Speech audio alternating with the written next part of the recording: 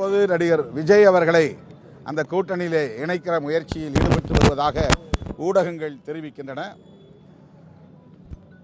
அழுத்தம் கொடுத்து அவரை அடிபணிய வைக்க முயற்சிக்கிறார்கள் என்றும் ஊடகங்களில் பெரிய அளவிலே விவாதிக்கப்படுகின்றன. அவர் அந்த அச்சுறுத்தலுக்கு அடிபணிவாரேயானால் அவருடைய அரசியல் எதிர்காலம் சூனியமாகிவிடும். அது அவருக்கும் தெரியும். நண்பர் விஜய் அதற்கு இணங்க மாட்டார். தன்னுடைய எதிர்காலத்தை அவரே சூனியமாக்கிக் கொள்ள மாட்டார் என்று நான் நம்புகிறேன்.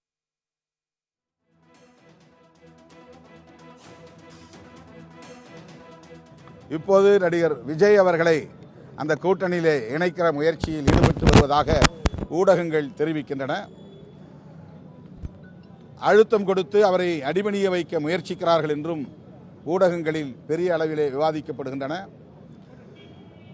அவர் அந்த அச்சுறுத்தலுக்கு அடிபணிவாரேயானால் அவருடைய அரசியல் எதிர்காலம் சூனியமாகிவிடும். அது அவருக்கும் தெரியும். நண்பர் விஜய் அதற்கு இணங்க மாட்டார். தன்னுடைய எதிர்காலத்தை அவரே சூனியமாக்கிக் கொள்ள மாட்டார் என்று நான் நம்புகிறேன். திமுக தலைமையிலான கூட்டணி கட்சிகளிடையே தொகுதி பங்கீடு குறித்த பேச்சுவார்த்தை சுமூகமாக போய்க் கொண்டிருக்கிறது. தேர்தல் தேதி தேர்தல் ஆணையத்தால் இன்று அறிவிக்கப்படலாம். திமுக கூட்டணியாவது பேச்சுவார்த்தையை தொடங்கிவிட்டது. இன்னும் அதிமுக பாஜக பேச்சுவார்த்தையை தொடங்கவில்லை. அவர்கள் கூட்டணி அமைப்பதற்கே போராடி கொண்டிருக்கிறார்கள். 2021 அதிமுக தலைமையிலான கூட்டணியில் இருந்த கட்சிகளையே ஒவ்வொன்றாக தம் கூட்டணிக்கு இழுக்கிற வேளையில் ஈடுபட்டு தேமுதிகவை இழந்து நிற்கிறார்கள். இப்போது நடிகர் விஜய் அவர்களை அந்த கூட்டணியிலே இணைக்கிற முயற்சியில் ஈடுபட்டு வருவதாக ஊடகங்கள் தெரிவிக்கின்றன. அழுத்தம் கொடுத்து அவரை அடிபணிய வைக்க முயற்சிக்கிறார்கள் என்றும் ஊடகங்களில் பெரிய அளவிலே விவாதிக்கப்படுகின்றன.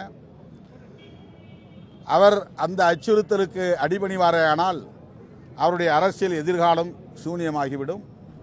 அது அவருக்கும் தெரியும். பிற மாநிலங்களில் பாஜக எப்படி சங் பரிவார்கள், பாஜக உள்ளிட்ட அனைவரும் எதிர்க்கட்சிகளை நயவஞ்சகமாக வளைத்து போடுவது அல்லது அவதூறு பரப்பி எதிர்ப்பது என்கிற உத்திகளை கையாளுகிறார்களோ அதே உத்திகளை தமிழ்நாட்டிலும் கையாள முயற்சிக்கிறார்கள். நண்பர் விஜய் அதற்கு இணங்க மாட்டார்.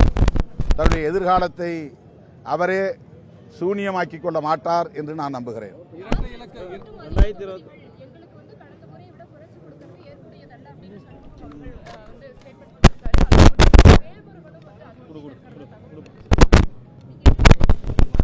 இது ஒன்றும் புதிய பிரச்சனை கிடையாது. ஒவ்வொரு முறையும் தேர்தல் நேரத்தில் கூட்டணி கட்சிகளிடையே தொகுதி பங்கீடு பேச்சுவார்த்தை நடக்கிற போது மாறுபட்ட கருத்துக்கள், முரண்பட்ட கருத்துக்கள் விவாதங்களின் போது வரத்தான் செய்யும். ஆனாலும் இறுதியில் சுமூகமான தீர்வை காண்போம்.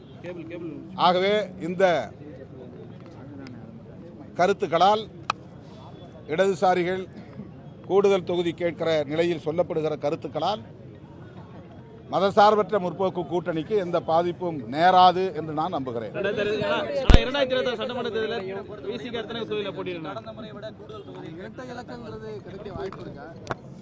அதுதான் தகவல். நீங்கள் சொன்னதுதான் தகவல். பேச்சுவார்த்தைக்கு பிறகு உறுதிப்படுத்தப்பட்ட தகவல் வெளிவரும். ஒவ்வொரு கட்சியாக கூப்பிடுறாங்க, ஒவ்வொரு கட்சியாக பேசிட்டு இருக்கிறாங்க, ஒவ்வொரு கட்சியை அழைப்பாங்க. இல்லை, அது ஒரு தனிப்பட்ட சந்திப்பு, ஒரு நன்றி சொல்லுவதற்காக போயிருந்த சந்திப்பு. அந்த சந்திப்பில் தொகுதி பங்கீடு குறித்து, தேர்தல் குறித்து எதுவும் நாங்கள் பகிர்ந்து கொள்ளவில்லை. எத்தனை தொகுதியில் சார் போட்டியிட 2026? அதெல்லாம் 2 நாளில் தெரிஞ்சிடும்.